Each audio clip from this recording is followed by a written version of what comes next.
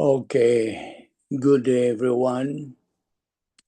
So, without further ado, may I ask everyone to bow our heads in prayer? Every head is bowed and our eyes closed. Let us examine ourselves if we have personal sins in our soul. Sins like mental attitude sins, sins of the tongue, or overt sins. Let us confess them. Rebound, homologeo, 1 John 1:9, meaning let us name, cite, enumerate, admit, acknowledge, confess them to God the Father. Then after you do that, you will be filled by God the Holy Spirit and you will be back into fellowship with God. And so you will be ready to take in Bible doctrine. But for unbelievers who are with us, it is faith alone in Christ alone. That's the only way to be saved. Therefore, let us pray.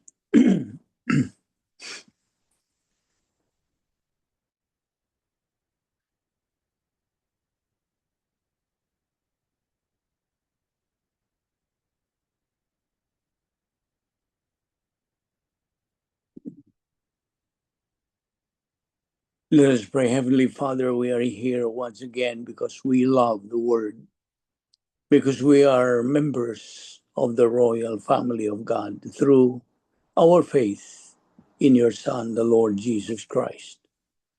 Because from eternity past, our life has had meaning and purpose with definition.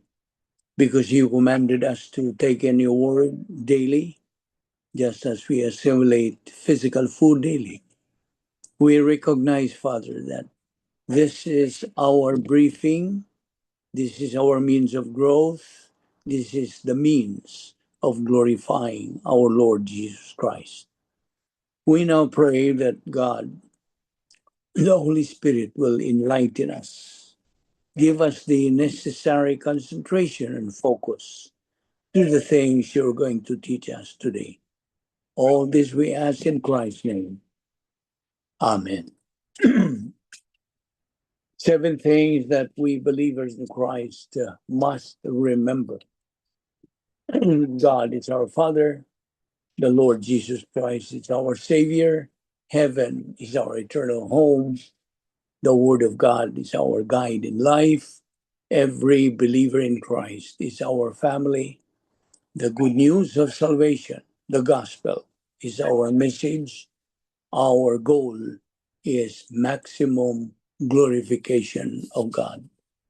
And we know that we have been saved by grace alone, through faith alone, in Christ alone, through the scriptures alone, for the glory of God alone.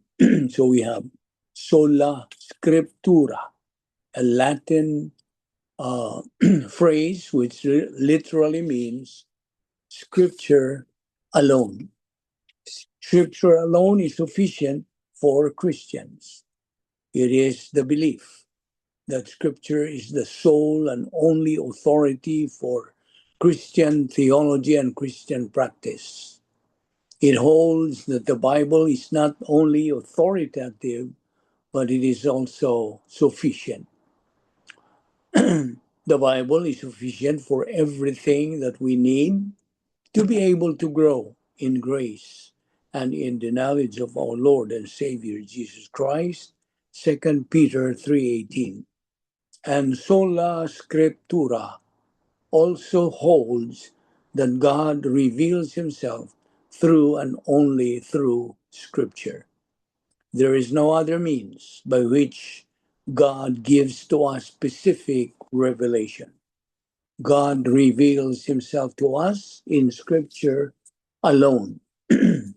Now, we have benefits that we should always remember.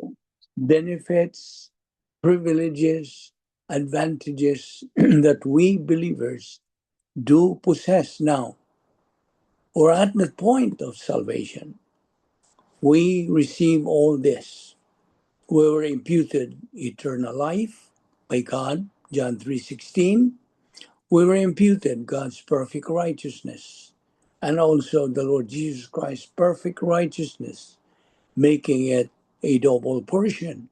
Hence, we are declared righteous. It's not our righteousness, it's God's. We were baptized by God the Holy Spirit that puts us in union with Christ. 1 Corinthians 12 to 13. We are declared born again. John 3:3 and John 3:7. We are called believers in Christ.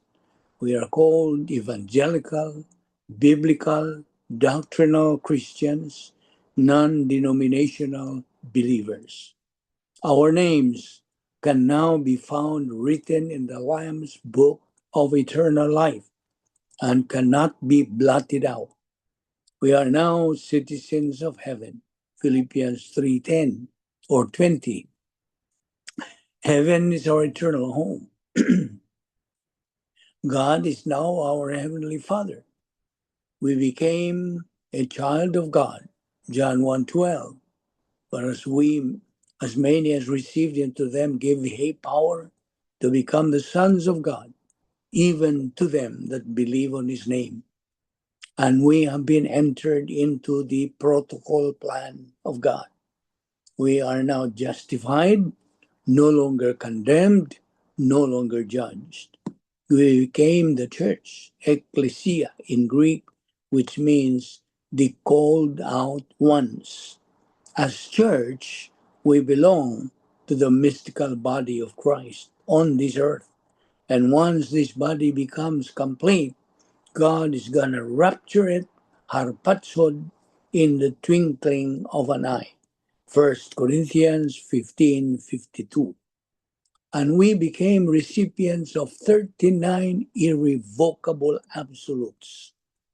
We are sealed by God the Holy Spirit.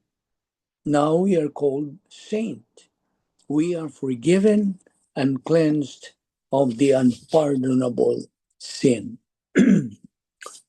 So today, we are going to continue our discussion on things that pertain to the thrust of this ministry.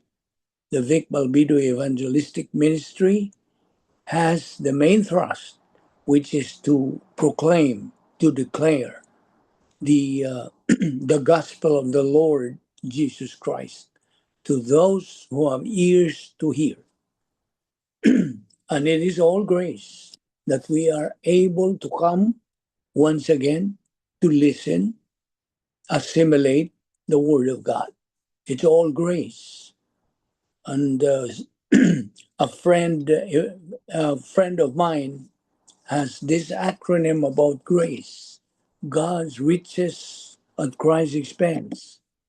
But this is God's gift to us, received by faith, available to everyone through Christ. And this is extended for all eternity. That is how he interprets the word grace. So we are here once again because of grace, courtesy of God's mercy, love and grace and benevolence. We don't deserve it. We don't earn it. We do not work for it.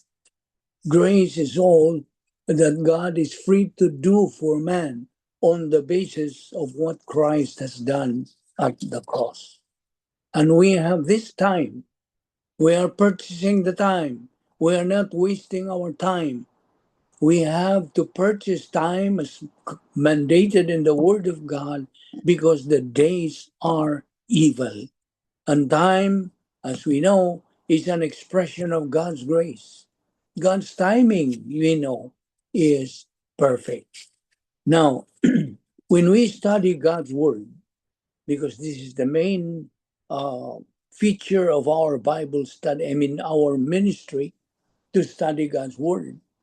This is to edify our spiritual life for us believers. But for unbelievers, this is for you to learn the meaning of the gospel.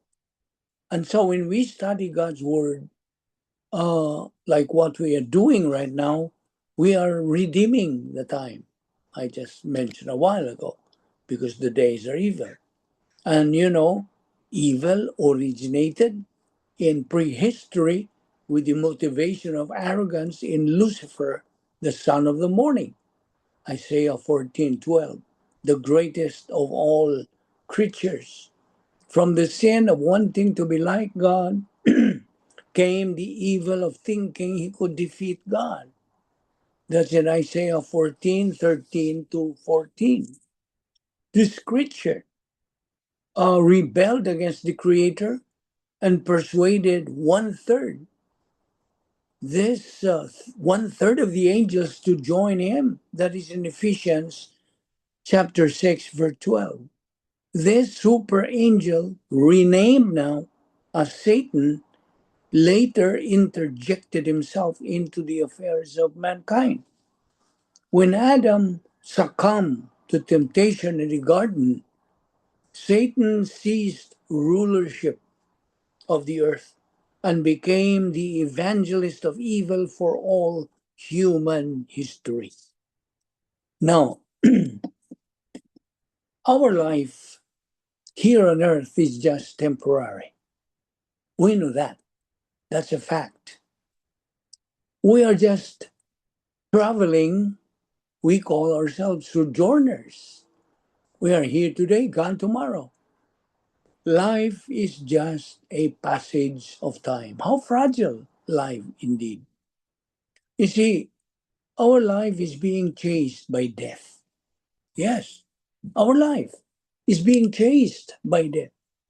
Death, the physical, is inevitable, and we don't know absolutely when God takes us out of this world.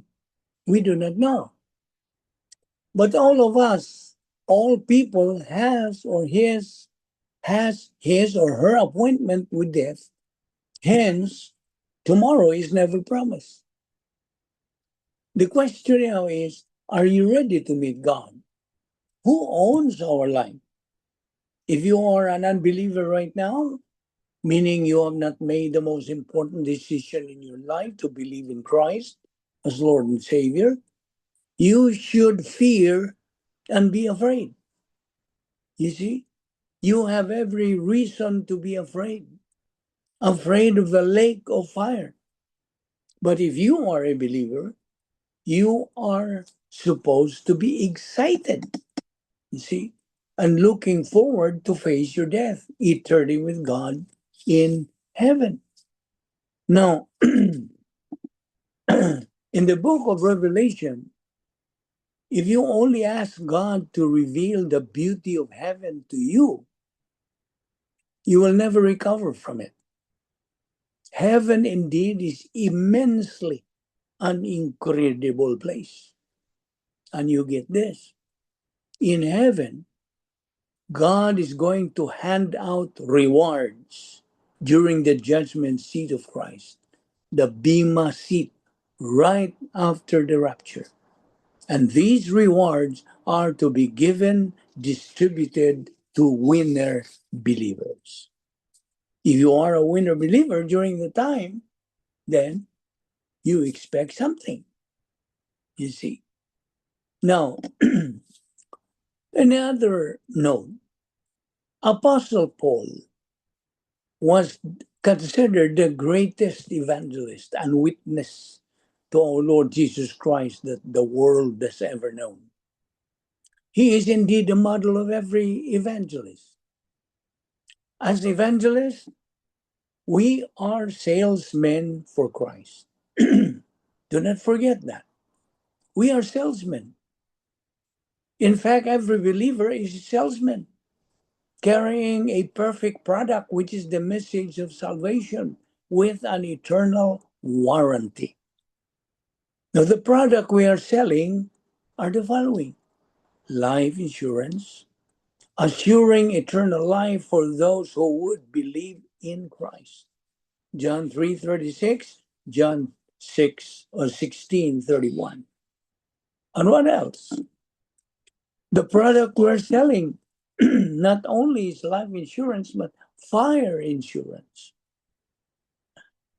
Fire insurance ensuring assurance and protection from burning forever in the lake of fire. And how much does this product cost? It's free. You see, it's free. You know why it's free? Because the Lord Jesus Christ already paid it all in full at the cross. He already paid it all. All that one has to do to be covered with this product is to what? To believe on the Lord Jesus Christ as Lord and Savior. Now, there is a barrier between man and God. That barrier was erected right at that moment that our original parent, Adam, fell. So the barrier is there. That's why the formula came out. Adam's original sin plus old sin nature equals spiritual death. All members of the human race have been contaminated with this condition. They are spiritually dead, although they are physically alive. Billions and billions of people around the world who have not made the most important decision to believe in Christ are spiritually dead. So there is a barrier. The barrier is impassable, cannot be passed, and insurmountable. No human being can break through the obstruction. Mankind is born on the wrong side of the barrier, hopelessly separated from any relationship with God. God always knew that man, through his negative volition, would alienate himself from his Creator. God knew that in eternity past. Consequently, in eternity past, God the Father designed a perfect plan to remove this barrier. Follow me very well. So, he sent his Son, his only begotten Son, the Lord Jesus Christ, to be judged for our sins on the cross, to bring man from enmity to peace with God. Now, even though Jesus Christ removed the barrier, your relationship with God depends on you. It all depends on you. Only one issue remains. What do you think of the Lord Jesus Christ? What think ye of him?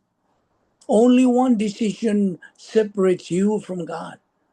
If you believe in Christ, you cross the line of separation and receive God's gift of eternal life.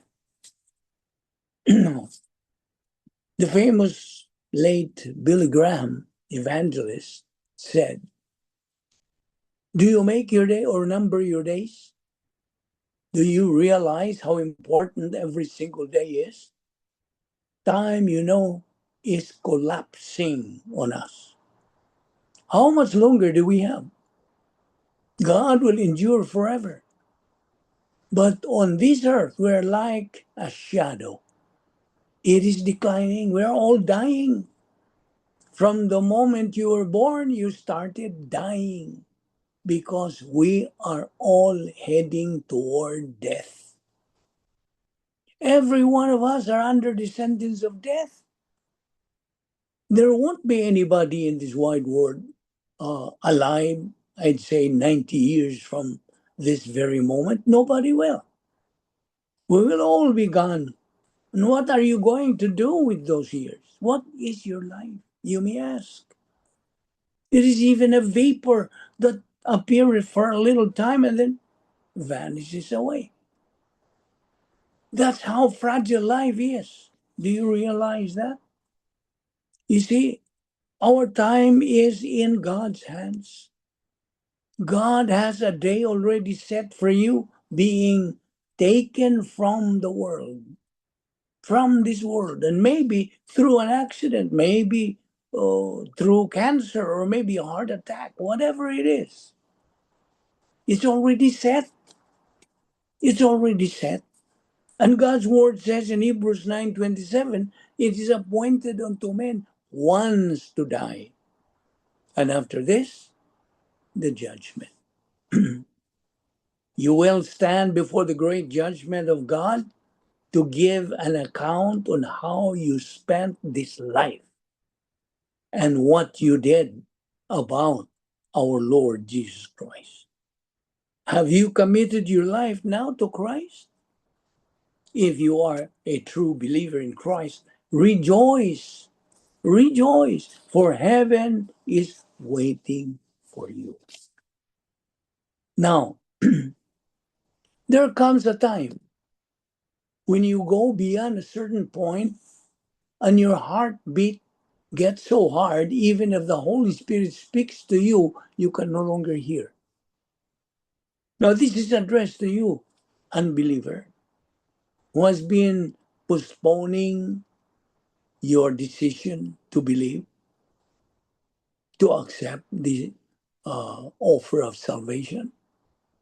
That is the reason the Bible says, come to Christ in your youth while you are still young, before the evil days come, not when your heart is tender. Come then to Christ anytime you hear the voice of the Spirit of God saying, come. You better come then and now, because you may never have that moment again. He that hardens his heart, being often reproved, shall suddenly be cut off, and that without remedy. A person was driving and he came up over a hill and he was going very slowly, and he had his wife and his daughter with him. And a man wasn't familiar with that particular territory, and he came over the hill and he hit the side of the car, and by the time she got to the hospital, she was dead, never dreaming that very morning when they got up, a happy little family, that she would be gone before noon. How quickly it all happened. You see, very quick. So come, when you come to Christ, when you can come to Christ, when you have a chance, you have that right now. You have that chance. He had, he that being often reproved shall suddenly be destroyed in that without remedy. Boast not yourself. Don't boast yourself, for tomorrow is never promised. For thou knowest it's not what a day may bring forth. We don't know that we will still be alive tomorrow. You see, you don't know that if you're alive, you'll have another chance like this. So come then while you can. Now is the right time for you to make that decision. You see, if a believer responds positively, I mean, to unbeliever, I'm switching now. For you, unbeliever, if you turn positive to the gospel, that is the time that you can have eternal life. That is God's guarantee. Whatever may motivate you to accept Christ as Savior, He knows God exists. I mean, you, as an unbeliever, you know that God exists. You know you're afraid to die. You want the forgiveness and cleansing of your sins. You're looking for purpose in life. You are tired of the turmoil and the problems in your life. You are fed up and bored in life. You are seeking the solution to the problems of life. Whatever individual thing or combination of things turns the unbeliever positive to accept Christ as Savior. When there is positive response, that positive response is what activates your faith. Remember that. So now, with his activated faith, it is now energized, it is enlivened, and it becomes an appropriating faith.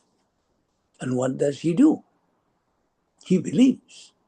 He believes the gospel message because this is an inside job. It occurs in the soul. And God, in his omniscience, knows exactly when it happens, if it happens. God knew it in eternity past, whether or not it was going to happen and exactly when it did happen. And God imputes from the sovereign design of his plan. He has authority, he has volition. And out of his authority, he makes the choice. Here is the decision. He appropriates Christ, that is, he believes in Christ. And God instantaneously, from his sovereignty, imputes eternal life. Now, there are 7 signs that you are saved. 7. Okay? Well, there's an adage that says there's nothing sure in life but death. There's no doubt about that because all of us are going to die. Okay? Number 1. You see what's number 1? But you can be certain of your salvation. Yes, you heard me right. You can be certain, you can be sure. So again, you can be sure and certain confidently 100% that you are already saved. Stand on that. Be steadfast on that.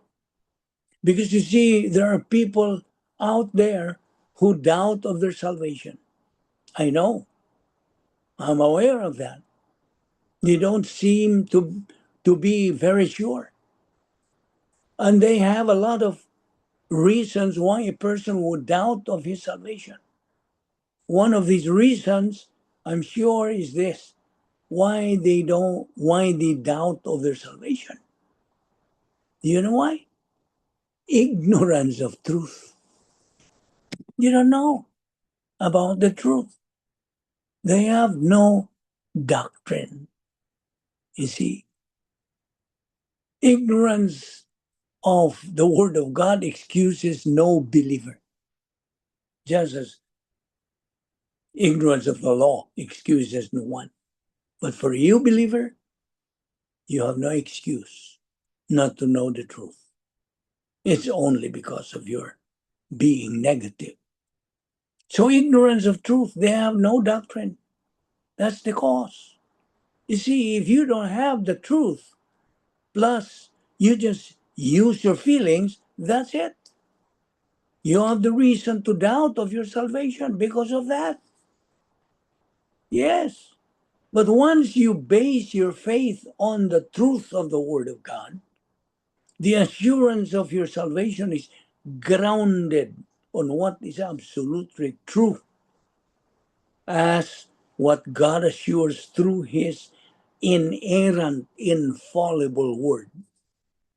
1 John 5:12, it says, "He that hath the Son hath life, and he that hath not the Son hath not life." Number 2, know you are saved if Christ is already in your life.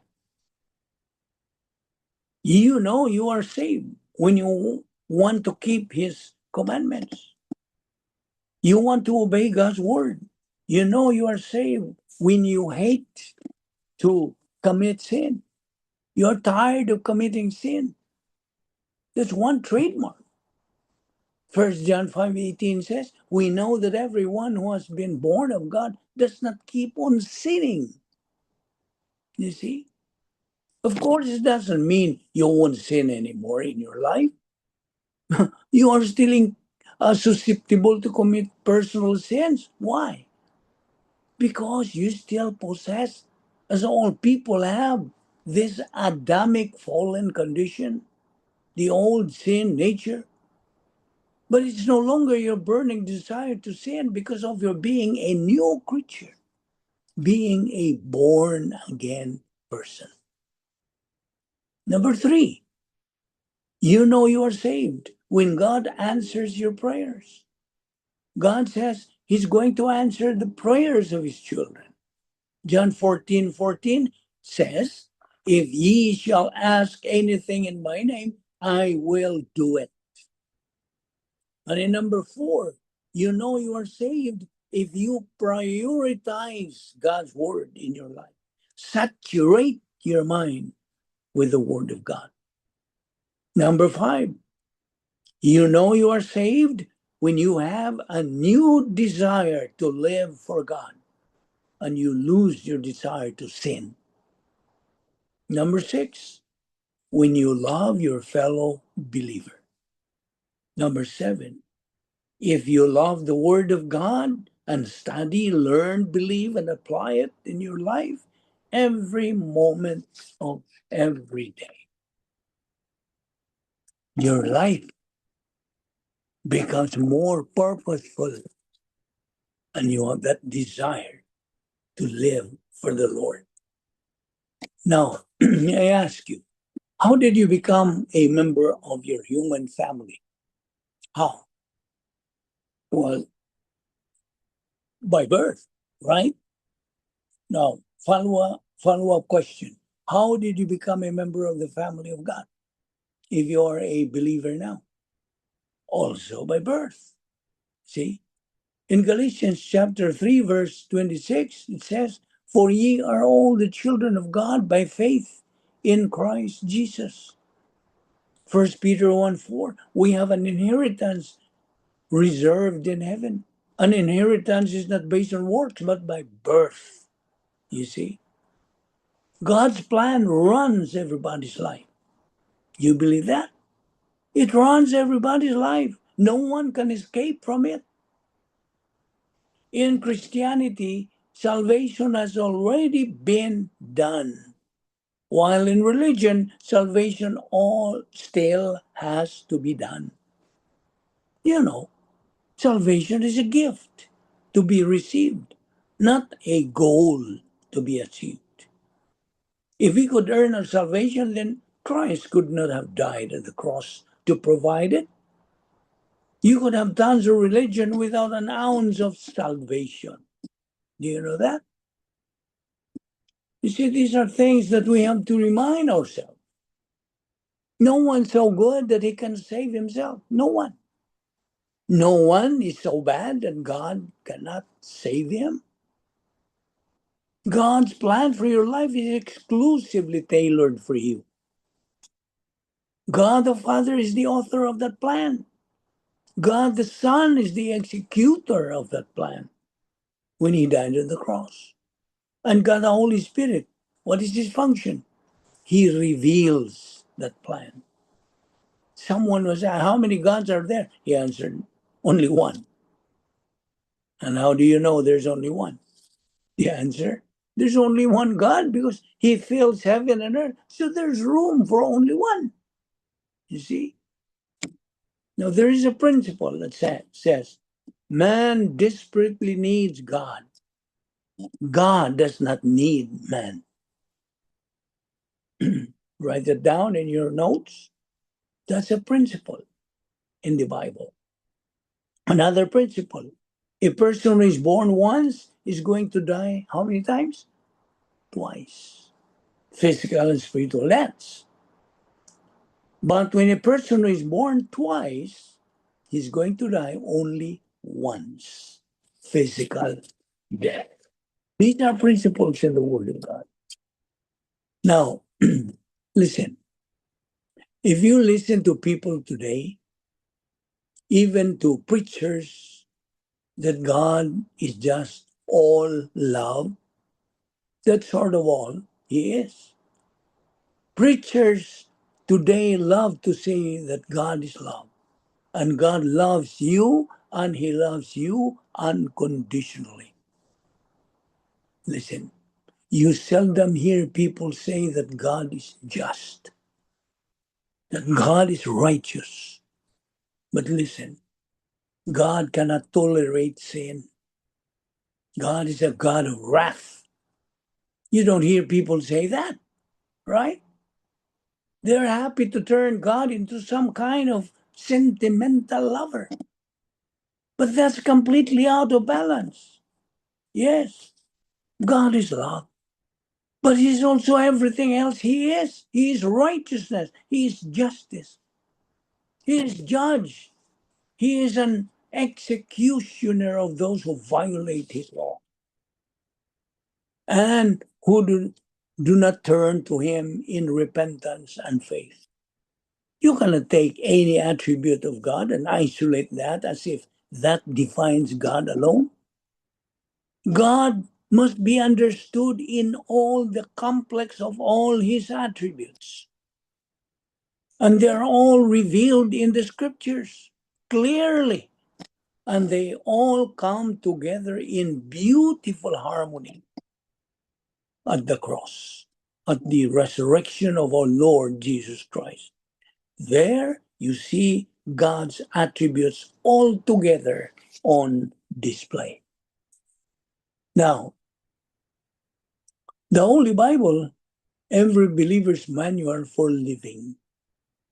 This is our guide in life. Once you believed in Christ as your Savior, the Bible should become your manual for living. You see, there should be no such thing as a drab, depressing, miserable existence for any believer. Life should have meaning, purpose, and definition. God has a special plan for you. Do you know that? Everything that you will ever need in life for inner peace and happiness, for blessing and strength and stability is found in the completed canon of Scripture. There is no substitute for Bible doctrine or for positive volition toward it on your part. None. Now, here is a point of doctrine. One good way to learn how to discern the truth from a lie is to persistently and consistently study God's Word. If what you hear disagrees with the Bible, it's a lie. Be sure of that. It's a lie. Now you have questions to ask yourself in order not to be deceived by false teaching. False prophets and false teaching are abound everywhere in this day and age we're in. What should you ask yourself? What do I believe? Why do I believe it? Where is it found in the Bible? See, those are things that you have to ask yourself as your guide. See, believers who are positive to doctrine and advancing their spiritual life are not like-minded with believers who are negative to Bible doctrine and not growing in doctrine. You see, I'm talking about being like-minded. You see, light and darkness cannot go together, right? Believers are in the light, while unbelievers are in darkness. You see? And you know, there are two kinds of people in the world, believers and unbelievers. Just as there are also two kinds of believers, religious, who are ascetic, legalistic. They call these people good people, and bad people, the lascivious people. These are the two kinds of unbelievers. Now, let me emphasize once again the importance of the work of God, the Holy Spirit, being the third member of the Godhead. He is very important in our spiritual life. Without the Holy Spirit working in our spiritual life would be a drab, would be depressing, and it's not going anywhere. So there are three reasons why God, the Holy Spirit, and the Lord Jesus Christ indwell every believer's body. Do you know? Number one, the Holy Spirit provides a sacred building or temple in our bodies. I'm talking to you, fellow believer, for the indwelling of Christ as the Shekinah glory. Now, Shekinah glory of Israel, Shekinah is not a biblical word. It was the theological term used to describe the dwelling presence of God with Israel. Shekinah was used and is the divine visible glory of God throughout history. Number two, the Holy Spirit prepares our bodily temple as the Shekinah's residence. Who is the Shekinah glory? The Lord Jesus Christ. In effect, He cleanses it all up. Number three, our body is sanctified by the Holy Spirit, the third person of the Godhead. 1 Corinthians 6:11. And such were some of you, but ye are washed, but ye are sanctified, but ye are justified in the name of the Lord Jesus and by the Spirit of our God. So therefore, there is the importance of the Word of God. It is indispensable in the life of every believer. Let me emphasize on that, because this has never been emphasized even in churches. And if you are a pastor of a congregation of a church, bear this in mind, that you will find out your congregation is not growing without the work of the Holy Spirit in their life. There is importance of the Word of God. In Psalm 68:11 says, the Lord gave the Word. Great was the company of those who published it. All who were convinced of the power of the Scripture tried to impress believers in their generation of the importance of the Word of God. Moses stressed the necessity of spiritual nourishment. In Deuteronomy chapter 8, verse 3, man does not live by bread alone, but by every word that proceedeth from the mouth of God.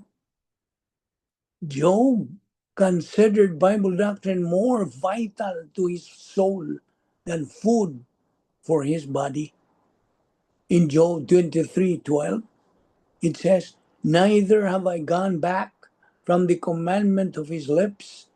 I have esteemed the words of his mouth more than my necessary food. You see, Jeremiah found happiness through the intake of the word. Jeremiah 15:16. When by human standards he should have been miserable throughout the Bible. There are passages of the scripture which stress the importance of the Word of God in the believer's life. Now, listen. Listen, fellow believer. If you don't fill your mind with God's Word, the enemy will fill it with stress, anxiety, negativity, and temptation. Now, talking about problems, we cannot uh, dismiss this idea that about problems. We have problems as long as we are breathing in this earth. We have problems. Now, about problems, God provides every believer a solution to any problem in life. No exception. Did you hear me? No exception. No exception as far as his provision is concerned. God provides every believer a solution to any problem in life. So, if you don't want to be misled by false doctrine, continue in your spiritual momentum.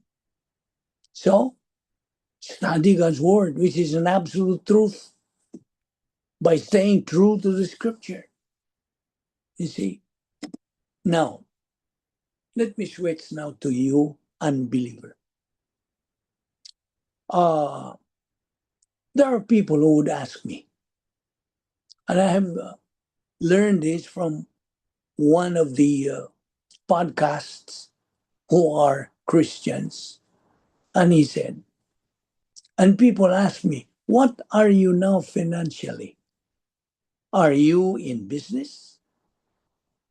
Do you have a big company that you take care? As a whole, are you financially secure? Well, he said, I answer them, yes, I am a multi-billionaire. Multi-billionaire. Do you know why I am? Listen, I am a multi-billionaire because I possess eternal life, which in and of itself priceless and cannot be bought by money or gold. And after I die physically, I'm going straight to heaven and live with God for all eternity. And that's why I want to share with you the gospel, which is not only the good news, but the best of all news. A person who rejects the gospel is actually turning down the best opportunity to become a multi-billionaire like me. He who turns down the good news of salvation prefers and chooses to become the poorest of all. He is deprived of a comfortable, happy, contented, satisfied a life of meaning, purpose, and with definition. He is depriving himself of a fabulous life here on earth and a real bright future in the life to come in heaven with the God of the universe. So, do you want to become a multi-billionaire like me? To become one, there is a simple but sure way. What is it? Believe on the Lord Jesus Christ, and thou shalt be saved. Acts 16:31. 2 Peter 3:9. God is not willing that anyone should perish, but that all should come to repentance. Acts 4:12. Neither is there salvation on any other under heaven given among men, whereby we must be saved. John 3:16. For God so loved the world that he gave his only begotten Son, that whosoever believeth on him shall not perish, but have eternal life. John 3:36. He who believes in the Son has life. He who does not believe in the Son does not have life, but the wrath of God abides on him. Matthew 7:13, 14. Wide and easy is the gate that leads to destruction. Many are entering into it. But the road is narrow and the way is hard that leads to life, eternal life. Only few find it. This world in which we live is filled with all kinds of evil. Do you know why? Because the ruler of this world is God's avowed arch enemy, Satan, who was once the light of the morning star. And after he rebelled against God, he became the prince of darkness. One reason of which is his getting arrogant. He wanted to be like God in Isaiah 14:13-14. And ever since he became proud and later rejected God, he was cast down to this earth, and 1/3 of the angelic creatures did follow him. Hence, Satan now rules the world. And here started the famous angelic conflict between God and God's forces and Satan's forces, termed doctrinally as the angelic conflict. Satan, the god of this world, is the greatest scammer in all of human history. He scams the human race through his favorite ploy, religion. He deceives people by sponsoring nice programs in most churches. Nowadays, these are happening, devoid of Bible doctrine, devoid of Bible truths, devoid of divine viewpoint, because they are concerned about their programs. But the most subtle, most dexterous and cunning way he adopts to blind people's minds is to do good works in God's honor. Good works. Good works and being a good person are what Satan's religion strongly promotes, thus causing people to accept these deceptive beliefs as true or valid. In other words, Satan, with his religion, is miserably making as many people as possibly can to make them believe these false things. So it's sad to know that only few people had come to realize and to know the truth and accepted the gospel, and that majority are lost, who had no hope of getting saved. Thus, they're just eternally lost. Again, may I quote Matthew 7:13. Wide and easy is the gate that leads to destruction. Many are entering into it. So, in verse 14, but the road is narrow and the gate is hard, and the way is hard that leads to life. Only few find it. So the question now is, which gate are you entering in? The easy and wide gate that leads to the lake of fire? Or the narrow road or hard way that leads to heaven? It's a matter of choice. That's your choice if you are an unbeliever. But you are given all the chances to accept salvation and become a Christian, become a believer, become saved, become a member of the human race and be imputed God's eternal life. All those things that happen to a believer. You see, when we talk about Christianity, Christianity is often called a religion, right? They're mixed up. Some people say that Christianity is a religion.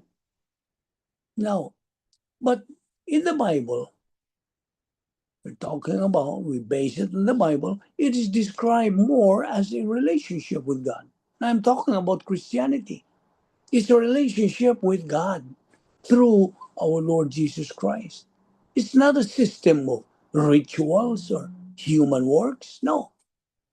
In fact, the word Christianity is not in the Bible. No. But the concept is everywhere. So the question is asked, is Christianity a religion? If religion means human attempts to reach God through rituals or good works, then biblical Christianity is not a religion. Biblical Christianity is God reaching down to man. That's grace through the person and work of our Lord Jesus Christ, received by faith alone. Ephesians 2:8 and 9. But the Bible does use the Greek word threskia. Threskia means religion in a limited way. Christianity is best understood as a relationship, not a ritual, because salvation is not earned by human effort. Titus 3:5, not by works of righteousness which we have done, but according to his mercy he saved us by the washing of regeneration and renewing of the Holy Spirit. Where in the Bible can you find this idea? Well, Here are the key verses. Number one, salvation is not religious works. Ephesians 2, 8 and 9. For by grace you have been saved through faith, not of works, lest any man should boast. This directly denies salvation by ritual or religion. Number two, Christianity is a relationship with Christ. John 17:3, this is eternal life, that they know you and Jesus Christ, whom you have sent. Eternal life is knowing God and not doing rituals. Number three, believers are called Christians. The word Christian appears 3 times. In Acts 11:26, the disciples were first called Christians in Antioch. Number two, Acts 26:28, you almost persuade me to become a Christian. Number three, 1 Peter 4:16, if anyone suffers as a Christian. Now notice this. This refers to followers of Christ, not an organized religion. No. You see, pure religion is about relationship plus obedience. In James 1:27, pure and undefiled religion before God is to care for orphans and widows and keep oneself unspotted from the world. Here, religion means practical faith, not ritual. You see, rituals are for religion. Number five, Christianity is based on faith, not religion. Philippians 3, 8 to 9, Apostle Paul, rejects his former religious achievements, not having my own righteousness, but that which is through faith in Christ. And number six, God seeks worshipers in spirit and truth. That's relationship. John 4:23 to 24. True worshipers worship the Father in spirit and truth, not in a temple or ritual system. Now, to summarize all this, the Bible does not use the term Christianity. The Bible does describe Christian followers of Christ, a relationship with God, salvation by grace, not religious works, Christianity in Scripture, faith in Christ, not a human made religion. See, now, may I ask you, if you say Jesus is your Lord, what does that mean? What does that mean? I repeat, if you say Jesus is your Lord, what does that mean? Anybody who can share some ideas? What does that mean when you say Jesus is your Lord? Well, lordship, okay? Let's take the word lordship. Lordship means he has full authority over your life. Write that down in your notes. That's the meaning of lordship. He has full authority over your life. Therefore, you obey his word, you submit to his will, you follow him even when it is hard. Those are three things that you should consider. You obey his word, you submit to his will, you follow him even when it is hard. You know what's the key verse here? It's in Luke 6:46.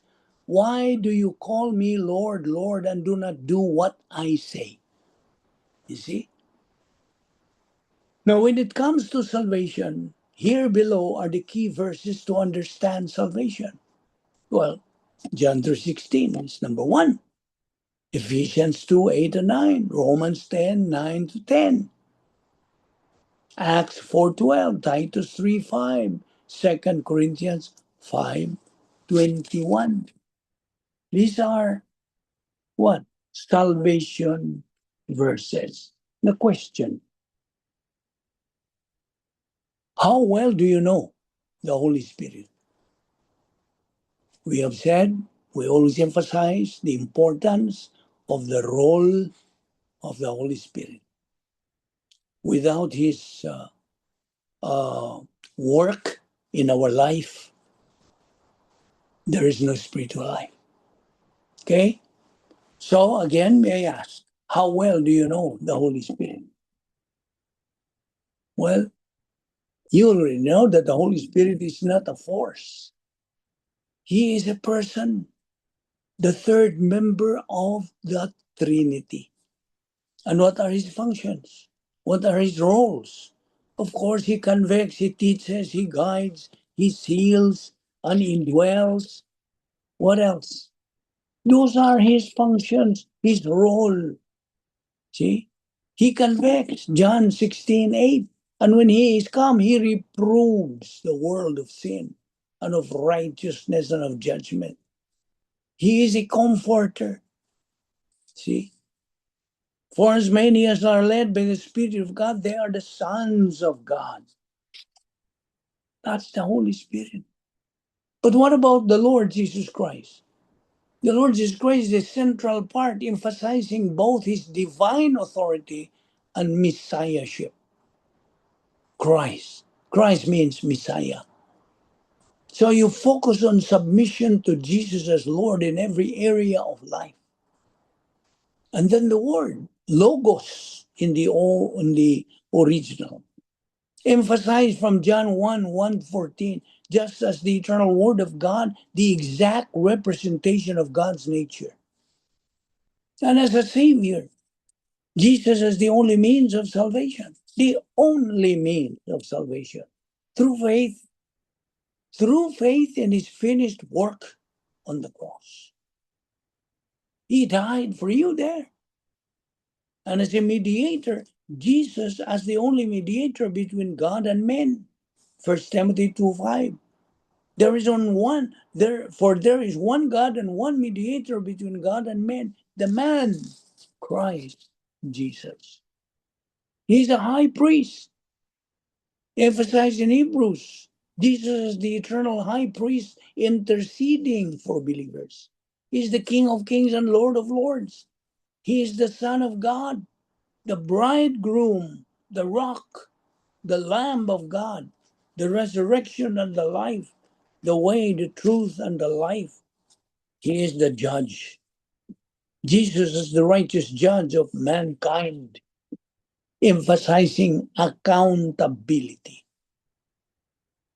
So Mark 1:15 says, repent and believe in the gospel. Acts 2:38, repent and each of you be baptized in the name of Jesus Christ for the forgiveness of your sins. Luke 13:3, unless you repent, you will all likewise perish. You see? So, these are things that you have to put in mind. Let it sink in the inner sanctum of your soul. See? 1 Peter 1:23, you have been born again, not of seed which is perishable, but imperishable. Question, does everybody face judgment according to the Bible? Does everybody face judgment according to the Bible? Anybody who can answer that? I repeat, does everybody face judgment according to the Bible? Yes. Yes, that's true. You're right. Are you Rain or Alex? Alex Lolovic. Okay, Alex. That's right, Alex. Yes, according to the Bible, every person will face judgment. But the nature and purpose of the judgment differs depending on whether someone is a believer or not. So the Bible says about the judgment for everyone, all will be judged. Did you hear that? All will be judged. What does Hebrews 9:27 say? I just quoted. It is appointed unto men once to die, and after death, the judgment. This verse establishes a universal principle. Everyone dies and everyone faces judgment. See? Now there are two key judgments in Scripture: the great white throne judgment and the judgment seat of Christ. You see? The great white throne judgment, these are for unbelievers. If you are an unbeliever, this is what you are going to face: the great white throne judgment. What does Revelation chapter 20, verses 11 to 15 say? This judgment, listen, this judgment is for those whose names are not written in the Lamb's book of life, those who rejected Christ as Savior. You are an unbeliever. This is where you are going to face. They are judged according to their works and ultimately cast into the lake of fire. Verse 15. What is the purpose? To execute eternal judgment on unbelievers. And what is the outcome? Condemnation. While the judgment seat of Christ is for you, believer. This is ours. See? These are all for believers only. 2 Corinthians 5:10. For we must all appear before the judgment seat of Christ, so that each one may receive what is due for what he has done in the body, whether good or evil. Romans 14:10-12. For we will all stand before the judgment seat of God. Each of us will give an account of himself to God. The purpose? What is the purpose? To evaluate a believer's faithfulness and deeds, not for punishment, but for rewards. You see the difference? The judgment, the great white throne judgment, is condemnation. But for the judgment seat of Christ, it is the outcome there is eternal salvation is secure and rewards. Evaluation of your faithfulness and deeds. Again, this is not punishment, but for rewards. You want to see this in the Bible? It is in 1 Corinthians 3:12-15. Again, the outcome is eternal salvation is secure. John 5:24. But rewards or loss of rewards are determined by how one lived as a Christian. Now, so let us reiterate: for unbelievers, the great white throne judgment, righteous condemnation for rejecting Christ, eternal separation from God. These are for you, unbelievers. But for believers, it's the judgment seat of Christ, the Bema seat, reward for faithfulness and service. Yes, as what Alex said, everyone will face judgment. For unbelievers, it will be about eternal separation from God based on rejection of Christ. But for you, believers, it will be an evaluation of faithfulness to receive rewards, not condemnation. Now, as believers, we should straighten out our scale of values. What is your true scale of values? What about you? What is your scale of values? The true scale of values.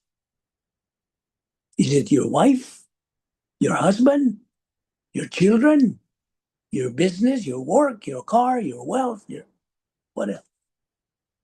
So what is your true scale of values?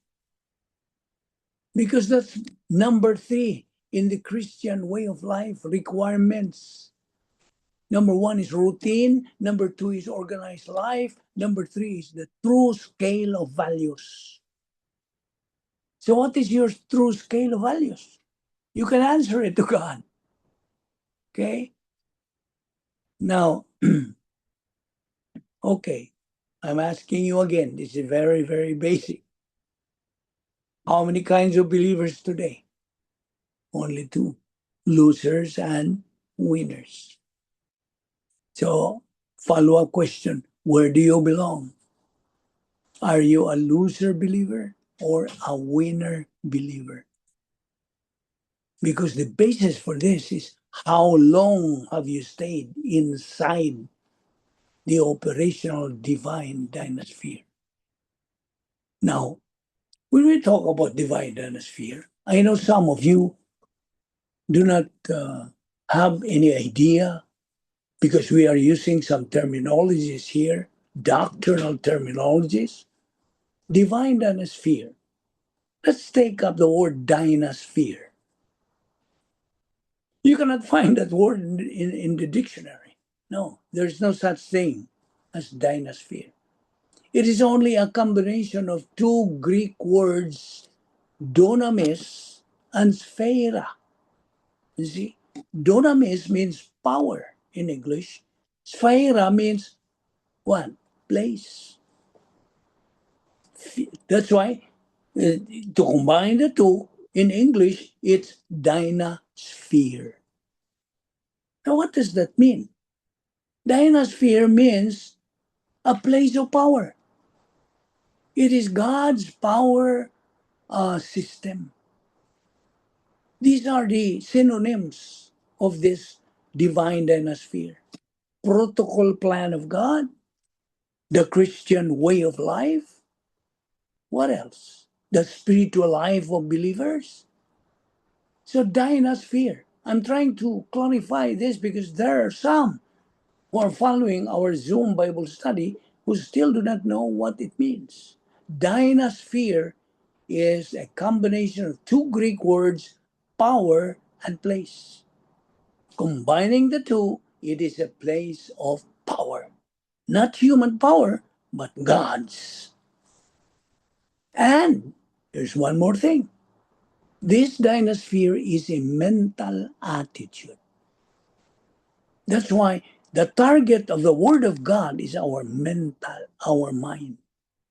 Just as Satan's target is also our mind. That there is a conflict and you are in between. Which would you prefer? Human viewpoint or divine viewpoint? Choose. You see? And you know the result of these 2. If you prefer human viewpoint, that leads to what? To defeat in life. You're a loser believer. But you prefer human viewpoint, it's God's thinking, the mind of Christ, 1 Corinthians 2:16, then there is power, there is strength, there is success, and you win. That is how simple to explain to you.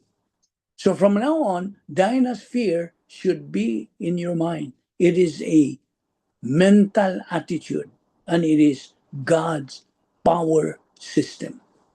Because in that dynasphere, when you are inside, you are free from any unconfessed sin. No motivational sin, no lingual sin, no mental attitude sin, no overt sin, nothing.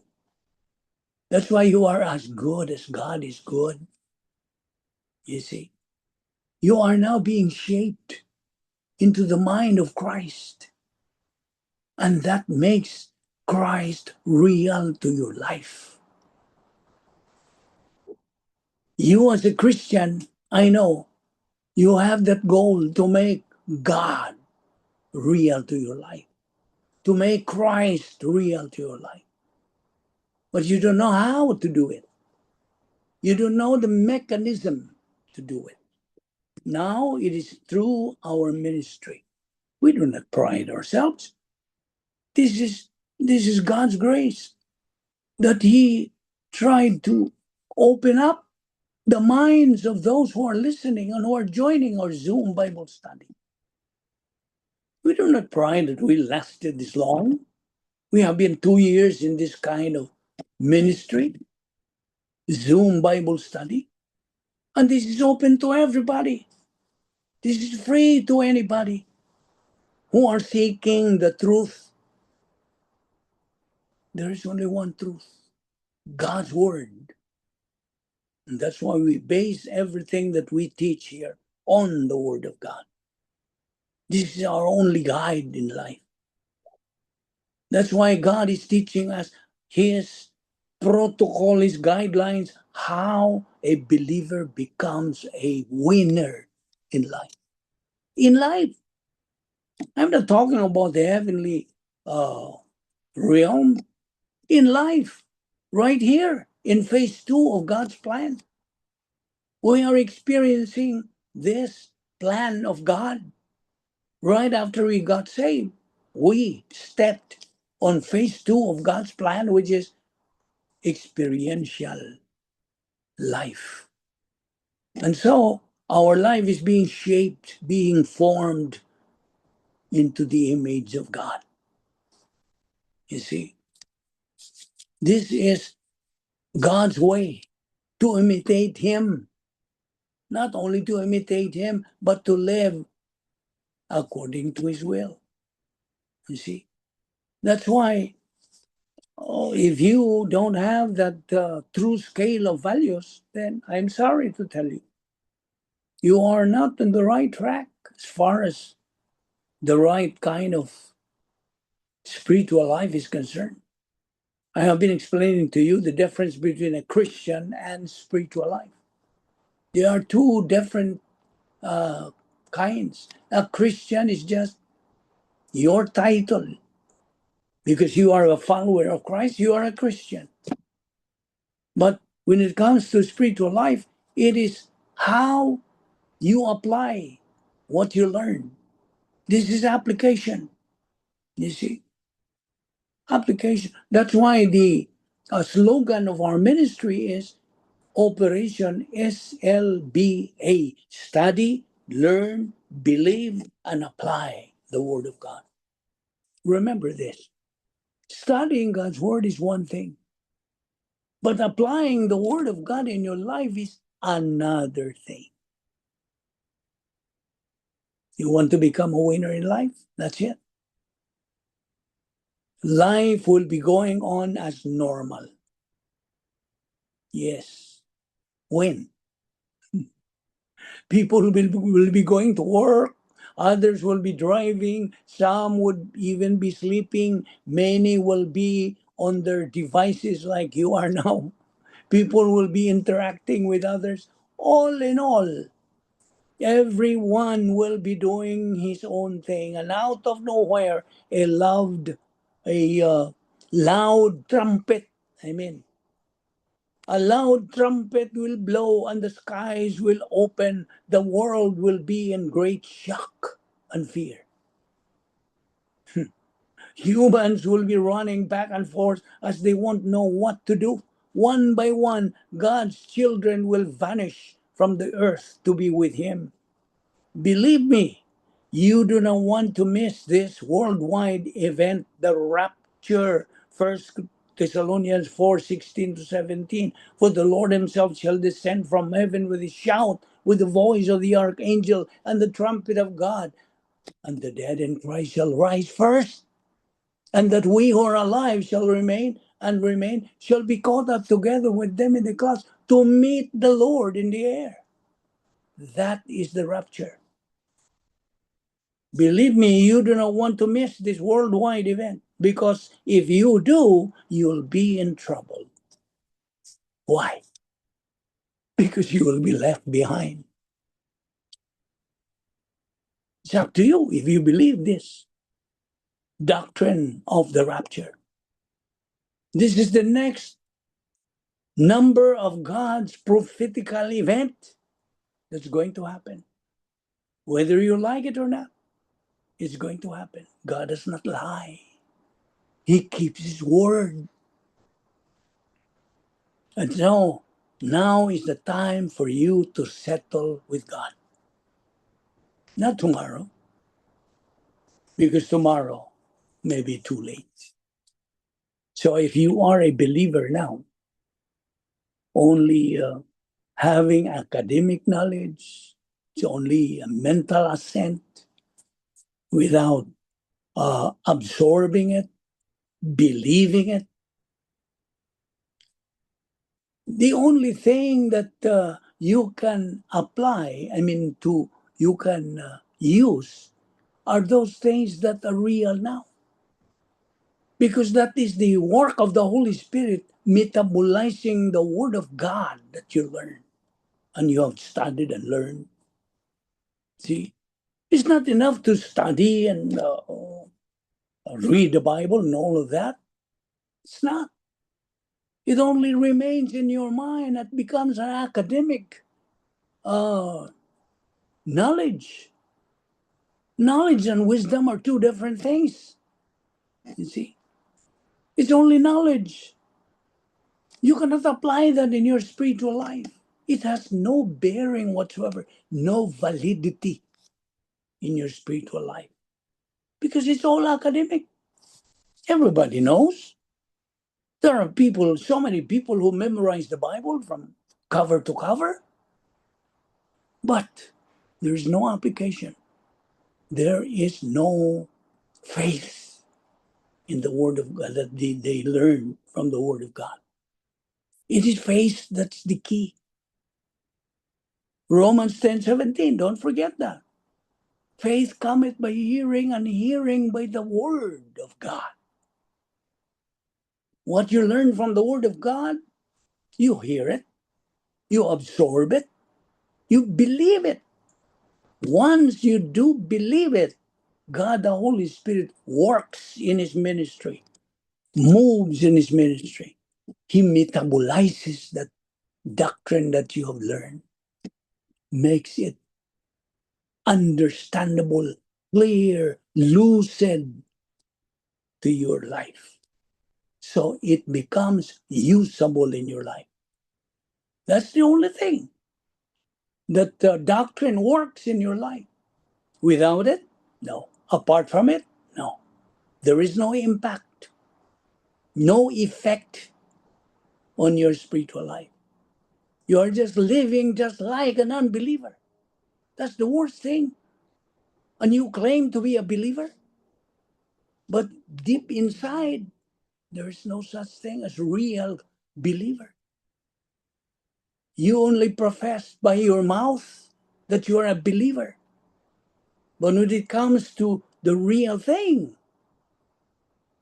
you're out of line. You see, you may be offended sometimes when I explain all these things, but we have to be emphatic, to be clear. Make your mind clear.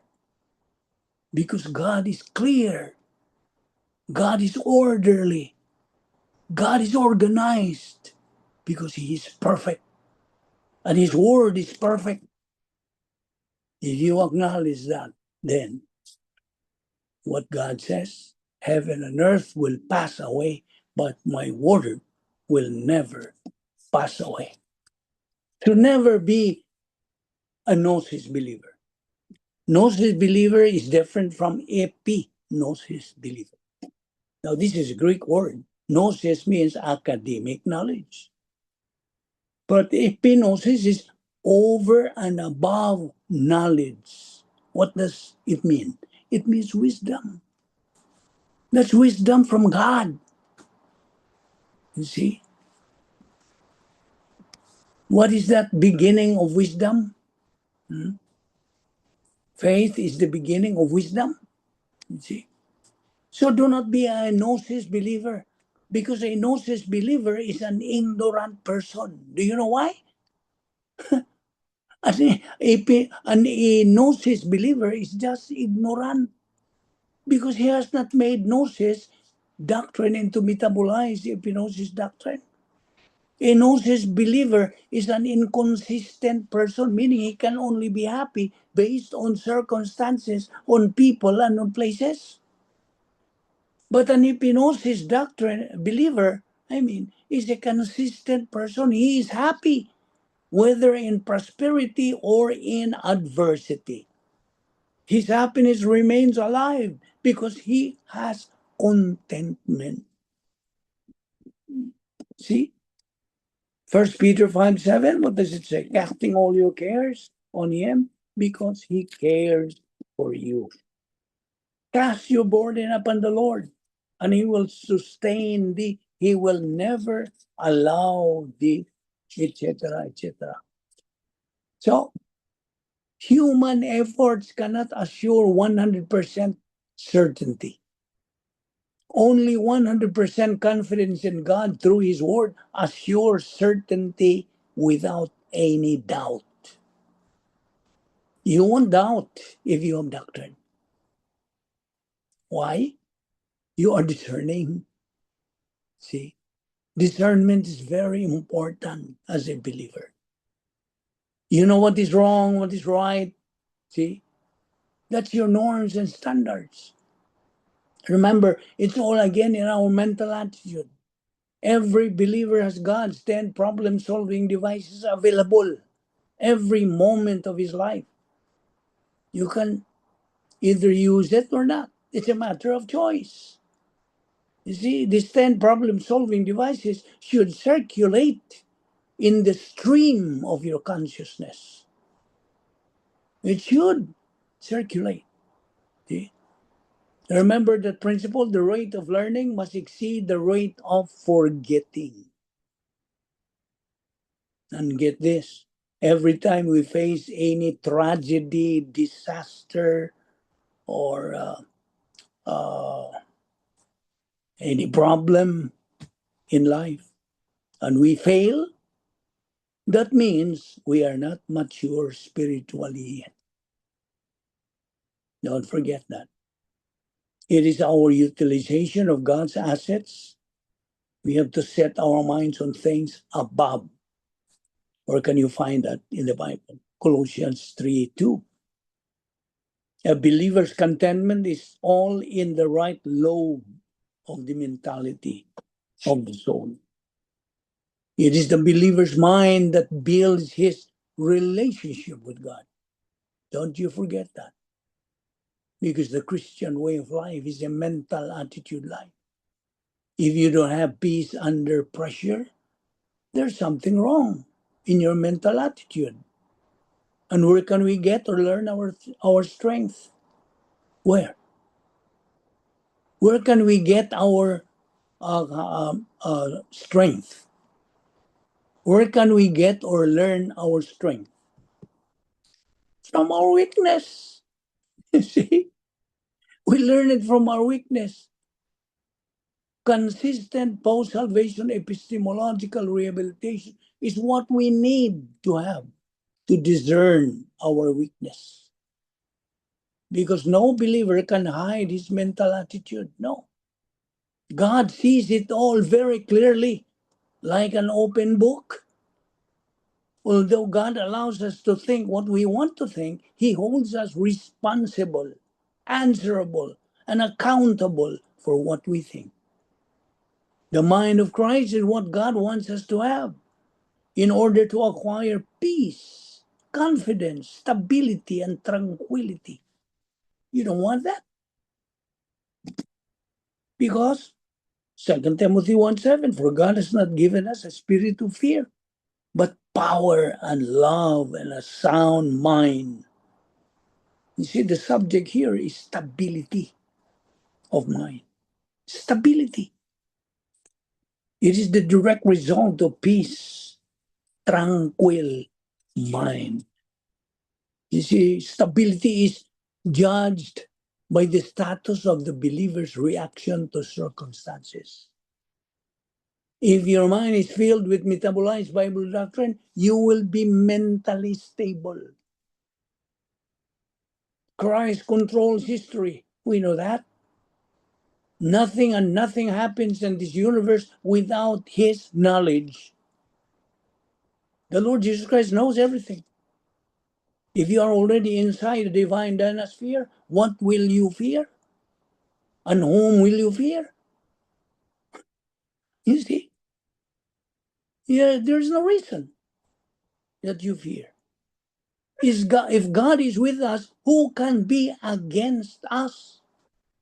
That's the word of God. True courage must be maintained. True courage is a result of confidence in God.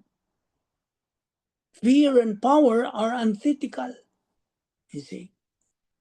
So we have to be reminded of all these things that we have discussed today.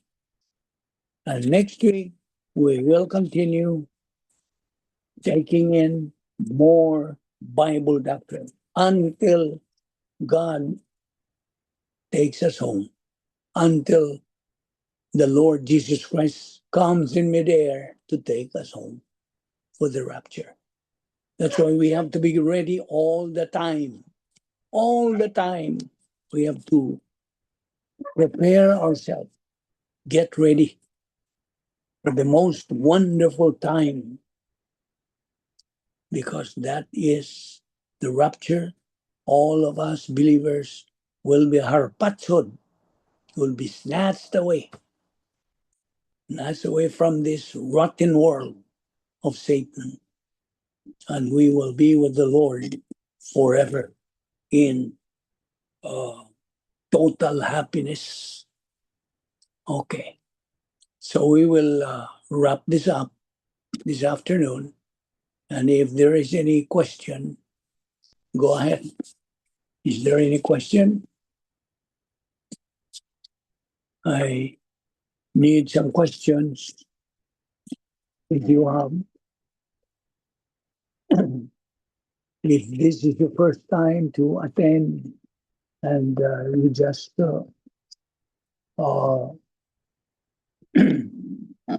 absorb what the gospel means, and if you are ready to accept salvation, this is the day that God has already prepared for you.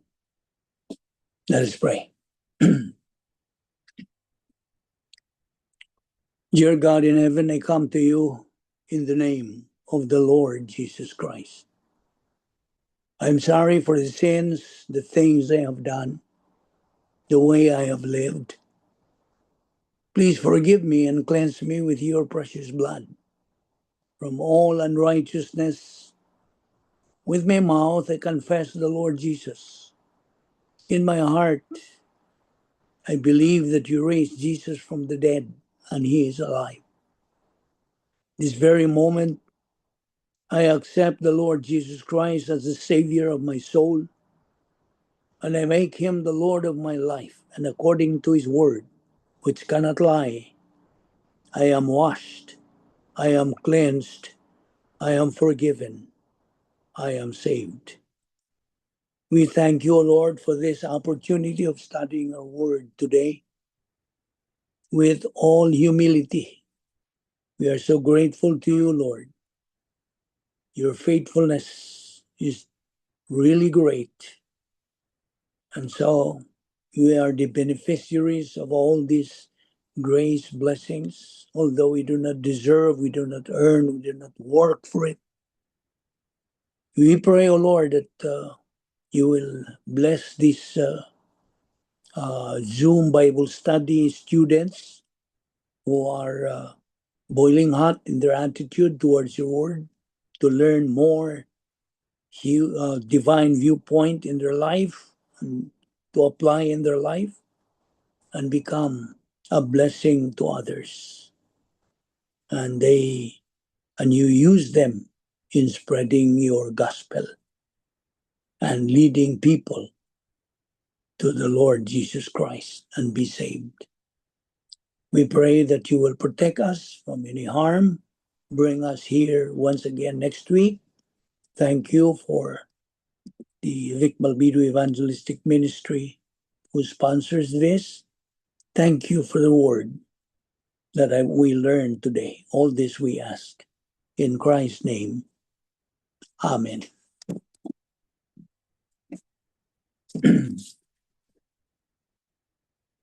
Thank you, Lulovic. Thank Thank you. Thank you. you, Lola. Thank you. You Alex, ayo.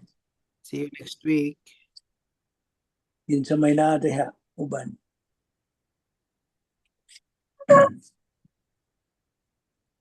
Think si Alex kaya po Jan. Ano, dyan? Si Nigel. Basta dyan. gi-invite na mo. So next week Oh. na ako invite na ako. Si Ian. Ian Fornolius. I think Trabaho Rain might be there. Trabaho. Oh. Si Rain. Nasa Nasi Rain po na. Nasi Rain. nasa Canada. Oh, taga Canada. So, scattered na ang atong students. Oh, Canada, usually, oh. Canada, Australia, Philippines. Uh-huh. Worldwide ka, Lolo. Ah? Worldwide. Worldwide. You are what? Worldwide broadcast. Worldwide. Yeah, worldwide. Yeah. So, blessed today. Anak dyan. Labaw Amen. na ka. Labaw na mo. Blessed. So, may mga bago diha. Kanusa ka muli? Ako, muli ko 17th of December. Wow. Christmas sa Ito ka mo. Philippines. Ito ka mamas ko, Lex? Oh, Lolo. Hantod January ko dito man. Pero sige, Oh, hapon natin. Joy. Mamusta Sige, sa hapon mga na galiyak lang. Oh. Sige, hapon na itong Zoom, ha? Of course, of course. While you are there. Invite your cousins there, Kuan. Yeah. Kaning kamuton, Lolo. Magalia. Pugso na hugmatag sa'yo. Are you still going to work, Aaron? Not today, no. Tomorrow pa. You're off today. So, kiday. Sige, Lolo. Ayo. See you next week. Ayo. Ayo sa Dangkal Evan. Okay, thank you. My regards to Kamupod. Auntie. Oh yeah, she's here. She's listening. Ay, hello. I see. Bye, guys. Here. Okay, bye. Thank you. Bye-bye. Okay, see you, Ken. Okay, ayo. Okay.